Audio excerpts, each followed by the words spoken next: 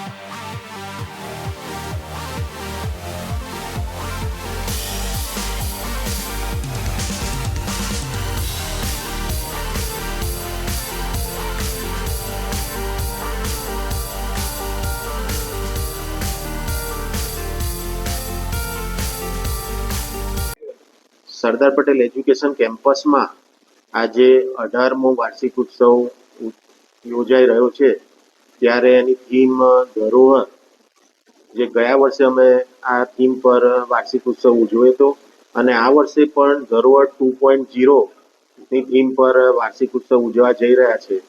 ત્યારે મેઇન ઉદ્દેશ આપણા કેમ્પસના વિદ્યાર્થીઓને સંસ્કૃતિ અને એની સભ્યતા થકી એક મેસેજ પૂરો પાડવાનો મેઇન ઉદ્દેશ છે કે આપણા સ્ટુડન્ટ જીવનમાં આપણી સંસ્કૃતિનું ભાથું ધરોહરના માધ્યમથી આગળ વધારે અને સ્ટુડન્ટ સમાજમાં જ્યારે બી જાય ત્યારે સમાજ થકી જે કામો કરવાના છે એની સેવાની ભાવના થાય, સમાજના જે બી આપણા માનવને લગતા કામો છે એ સતત કરતા રહે અને શિક્ષણની જોડે એ લોકો આગળ પોતાનું ભવિષ્ય બી બનાવે અને એની સાથે એ દિન પ્રતિદિન કંઈક ને કંઈક નવી નવી એક્ટિવિટી કરે, એવા ઉદ્દેશથી આજે અમે આ કાર્યક્રમ કરવા જઈ રહ્યા છે, જેમાં અમારી જે સ્પેકિયન્સની ટીમ છે, જે વિદ્યાર્થીઓ સ્પેકિયન્સ ટીમમાં જોડાયા છે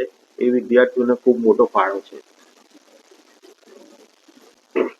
આણંદ અને વિદ્યાનગરની ઉચ્ચ શિક્ષણ આપતી સંસ્થાઓમાં સ્પેકનું એક આગવું સ્થાન છે.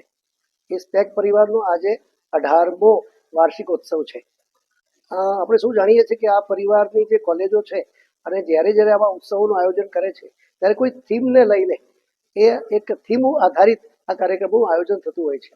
આજે પણ ધરોહર 2.2 એવી થીમને આધારે આ વાર્ષિકોત્સવનું આયોજન કરવામાં આવ્યું છે.